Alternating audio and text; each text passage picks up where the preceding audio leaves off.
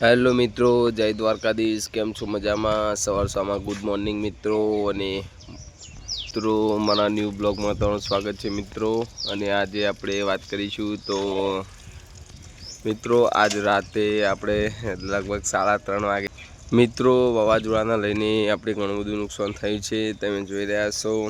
અને આપણે વાત કરીએ તો આપણે તો ઘર વોચ કરવા કાઢ્યું હતું, ઘરનો બધો તે સામાન બધો બહાર પડ્યો હતો ઘરનો.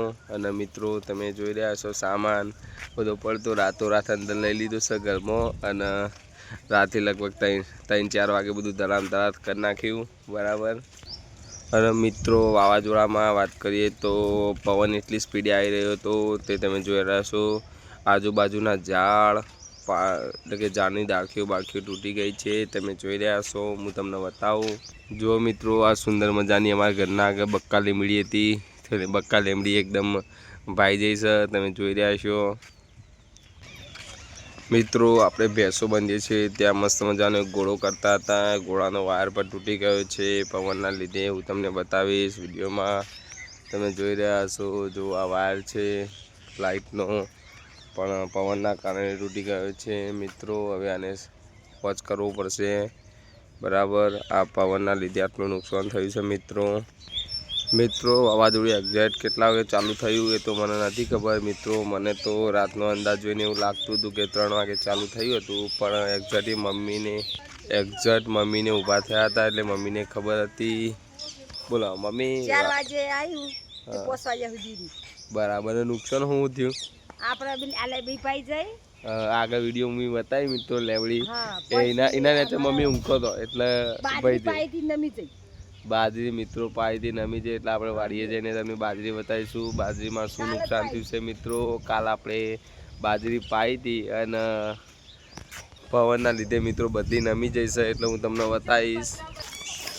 તો મિત્રો હવે આપણે ખેતરમાં એટલે કે આપણી વાડીએ જઈશું મિત્રો. આપણા બ્લોગમાં બન્યા રહેજો, હું તમને બતાવીશ કે મિત્રો આજવાના લીધે શું નુકસાન થયું છે. મિત્રો આપણે આપણી વાડીએ આવી ગયા છીએ, તમને બતાવું કે મિત્રો શું નુકસાન થયું છે.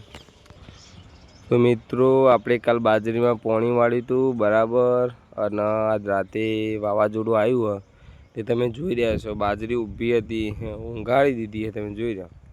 જો આ નુકસાન કહેવાય. જો મિત્રો બધી બાજરી હુઈ જાય.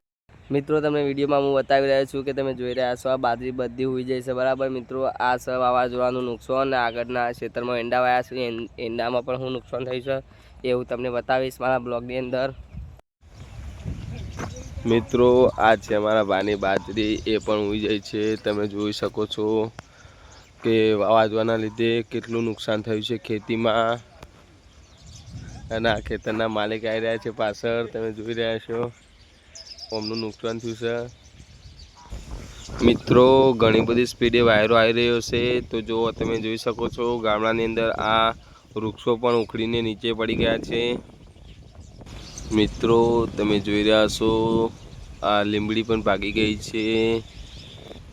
મિત્રો પવનની સ્પીડ એટલી હતી કે ઝાડ પણ ના ઝીલી શક્યા. તો આપણે તો ઘરમાં છુપાઈ ગયા હતા મિત્રો, એટલે આપણે બચી ગયા.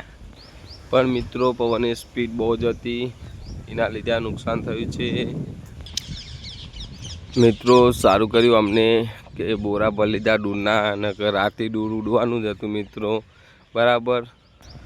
મિત્રો આ વાવાઝોડાનો વિડીયો આપણે અહીંયા સમાપ્ત કરીએ છીએ. મળીએ આવતા વિડીયોમાં. ત્યાં સુધી બાય બાય મિત્રો.